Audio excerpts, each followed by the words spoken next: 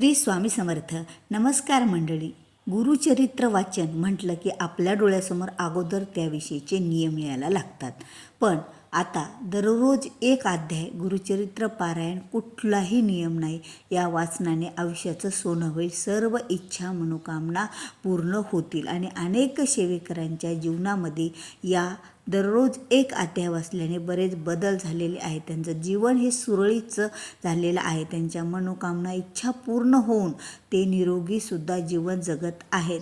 तर बघा, गुरुचरित्र म्हटलं तर स्वामी समर्थ महाराजांना, दत्त महाराजांना अतिशय प्रिय आणि याच्या वाचनाने आपल्याला एवढे फायदे होतात की गुरुचरित्र हा 5वा वेद मानला जातो आणि त्यामुळे याचे नियम देखील बरेच आहे. ज्यावेळेला आपण एक सप्ताहाचं पारायण करतो त्यावेळेला पण स्वामी समर्थ महाराजांची सेवा ज्यावेळेला केली जाते त्यावेळेला आपलं मन हे शुद्ध आणि पवित्रसुद्धा व्हायला लागतं आणि एक नवीन ऊर्जा आपल्या जीवनामध्ये, आपल्या शरीरामध्ये होत असते. आणि त्याचप्रमाणे गुरुचरित्र ग्रंथ आपण वाचण्यासाठी खूप घाबरतो, खूप भीतो. म्हणजे आपली श्रद्धा आणि भक्ती खूप असते, पण आपल्याला वाटतं की कुठेतरी आपल्या हातून काही चूक घडली तर महाराज, दत्त महाराज हे आपल्याला काहीतरी शिक्षा करतील किंवा आपल्याला पाप लागेल. या भीती अभावी आपण त्या गुरुचरित्रापासून एवढं लांब पळत जातो की यामुळे आपल्याकडून क्वचितच वर्षातून 1 किंवा 2 वेळा गुरुचरित्राचं पारायण होत असेल आणि कोणाकडून ते होतही नसेल. कारण याचे नियम पाहून घरामध्ये आमच्या म्हणजे बऱ्याच गोष्टी अशा आहेत की आम्ही ते नियम करू शकत नाहीत. या भीतीने गुरुचरित्र पारायणापासून आपण बरेच जण खूप लांब पळत असतो.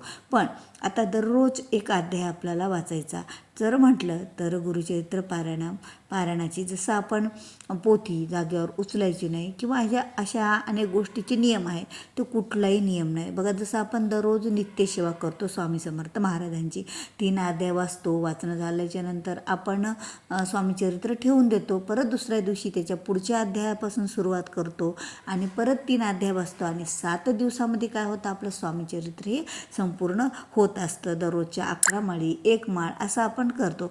त्याचप्रमाणे आपण गुरुचरित्रसुद्धा वाचू शकतो. मग आज सकाळी स्नान झाल्याच्या नंतर पहिले प्रथम आता देवपूजा करूनच आपण बाकीच्या सेवा करत असतो. देवपूजा झाल्याच्या नंतर आपण नित्यसेवा आटपून घ्यायच्या. आता नित्यसेवा म्हटलं तर आता बरेच जण काही नवीन सेवेकरीसुद्धा असतात, त्यांना एकदम लक्षात येत नाही की नित्यसेवा म्हणजे काय. तर बघा, दररोज 3 अध्यायाचं वाचन करणं स्वामीचरित्राच्या. आज 1 ते 3 झाले तर त्याच्या पुढचे परत 4 ते 6पर्यंत, म्हणजे 4, 5, 6 असं 3. त्याच्या पुढे त्याच्यासमोरचे अध्याय असं जे वाचले ते दुसऱ्या दिवशी वाचायचे नाही आहेत. असं म्हणून 7 दिवसात 1 पारायण. त्याप्रमाणे ती नित्यसेवा झाली आणि दररोजच्या 11 माळी स्वामीचरित्र म्हणजे स्वामी समर्थ महाराजांच्या. तर असे हे आपल्याकडून नित्यसेवा, अगोदर नित्यसेवा करून घ्यावी पूजा झाल्याच्या नंतर. त्यानंतर आपल्याला गुरुचरित्र वाचनाला सुरुवात करायची आहे. आता वाचताना पहिल्या प्रथम बघा, त्यामध्ये तुम्हाला स्वामी स्तवन वाचायचं असतं. स्वामी स्तवन त्यात दिलेलं आहे गुरुचरित्र पारायणामध्ये. स्वामी स्तवन वाचायचं आणि त्यानंतर आपल्याला 1 माळ स्वामी समर्थ महाराजांची आणि 1 माळ गायत्री मंत्राची करायची आणि त्याच नंतर आपण पुढं गणपती अथर्वशीर्ष वाचन करायचं. आता आणखी सोपी गोष्ट बघा, या 7 दिवसाच्या पारायणामध्ये ह्या क्रिया आपल्याला दररोज करावं लागायच्या. म्हणजे स्वामी स्तवन वाचायचं, नंतर गायत्री मंत्राची माळ, नंतर स्वामीची माळ, त्यानंतर गणपती अथर्वशीर्षी, असे अनेक गोष्टी. यासाठीच आपला अर्धा तास आरामात जात होता.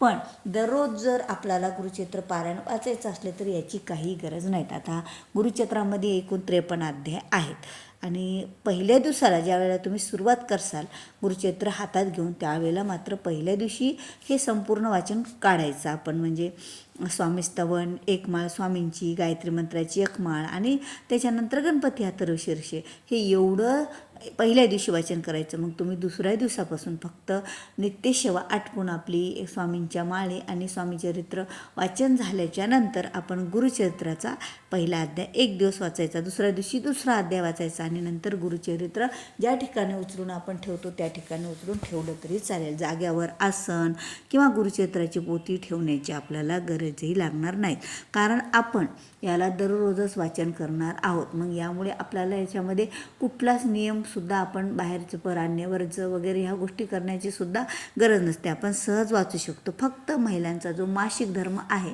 त्यामध्ये आपण पूजा करत नाही आहे त्यावेळेला आपण वाचन करू शकत नाहीत, किंवा सुतक पडलं, इरदी पडली तर आपण कुठलीच पूजा आणि सेवा ही करतच नसतो. मग गुरुचरित्र पारायण वाचण्याचा प्रश्नच येत नाही.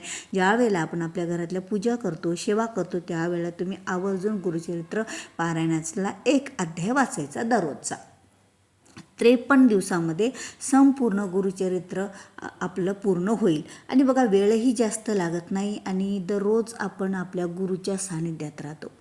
गुरुच्या सानिध्यात राहतो, स्वामींच्या, दत्त महाराजांच्या सानिध्यात राहतो. दररोज एक अध्याय वाचन करून आता मनातून भक्तीतून आपण ज्या सेवा करतो ना त्या सेवा खरंच आणखी जास्त फळ देणारे असतात.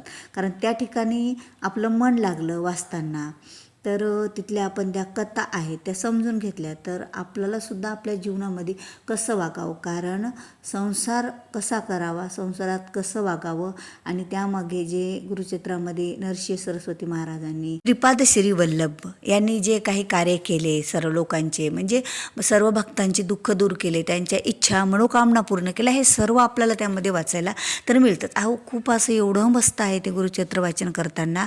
त्याच्या एक एक कथा एवढ्या भारी आहेत ना की खरंच आपलं मन लागून जातं. आणि दररोज आपण ज्यावेळेला दररोज एक अध्याय वाचेल ना त्यावेळेला आपल्याला या अध्यायात आज काय झालं हे आणखीन लक्षात राहील आणि 53 दिवसामध्ये आपला पूर्ण वाचन होईल. आणि कधी मध्ये अडचण आली सुतक वगैरे तर ते लांबलं तरी काही नाही. जसे आपण नित्यसेवा करतो, जसं स्वामीचरित्र वाचताना आपण 3 अध्याय वाचतो, आपल्याला काही अडचण आली तर आपण पुढे नंतर खूप दिवसाच्या नंतर ते वाचन करतो, त्याचप्रमाणे आपल्याला वाचन करायचं आहे.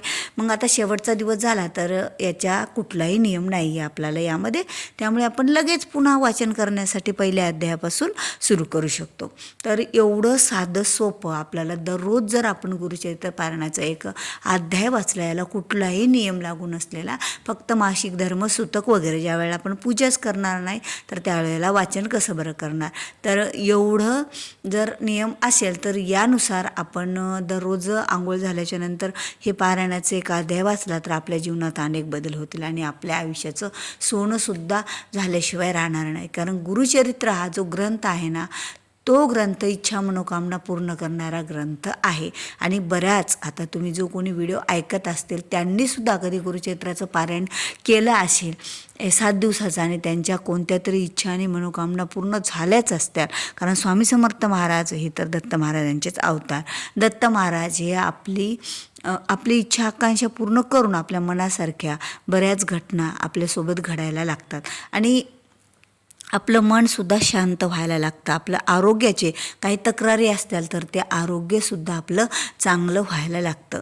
म्हणजे असे ज्यांनी हे दररोज वाचन केलं त्यांचे सर्वांचेच असे अनुभव आहेत की बाबा आम्ही दररोज एक अध्याय वाचन केला गुरुचरित्राचा, पण आमचा असा बदल झाला की आमच्यातला राग कुठेतरी दूर झाला, म्हणजे सहन करण्याची कॅपॅसिटी वाढली, त्यानंतर आम्हाला बोलायला कुठे काहीतरी वेगळंच आम्ही बोलून जात नाही, म्हणजे वाणी शुद्ध आणि त्याचबरोबर मन शुद्ध आणि आपण जे दररोज पवित्र शुद्धता असते त्या गोष्टी आपोआपच व्हायला गेल्या आणि यामुळे कुठेतरी आपल्या जीवनाचं आयुष्याचं सोनंच होतं. बघा, खरं सोनं कधी होत असतं, काहीतरी एखादा आपण ग्रंथ वाचला, त्या ग्रंथातलं ज्ञान आपल्याला मिळालं, आपण ते आचरणात आणलं तर त्यावेळेला खऱ्या अर्थानं आपल्या आयुष्याचं सोनं होत असतं बघा. आणि त्यावेळेला आपलं आयुष्य चमक मारतं, आपण मनातून आनंदी आणि उत्साही राहत असतो. कितीही आपल्याकडं भले एवढी मोठी प्रॉपर्टी आहे आणि आपण आनंदी आणि उत्साही नसेल तर त्या प्रॉपर्टीचा काहीही अर्थ उरत नाही. कारण जीवन हे आनंद घेण्यासाठीच आहे.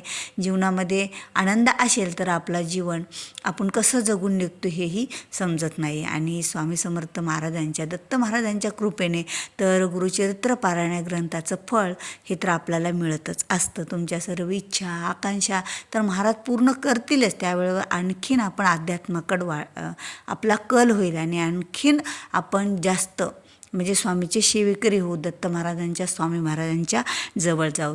तर खरंच कुठलीही भीती मनामध्ये न बाळगता, कुठलाही नियम न ठेवता तुम्ही जर दररोज हा ग्रंथातला एक अध्याय वाचून 53 दिवसामध्ये आपण पूर्ण केला हा ग्रंथ तर खरं आपल्या जीवनाचं सोनं होईल. आवडला असेल तर व्हिडिओला लाईक करा, शेअर करा, चॅनलवर नवीन असाल तर सबस्क्राईब करा. भेटूया पुन्हा अशाच एका नवीन व्हिडिओसोबत.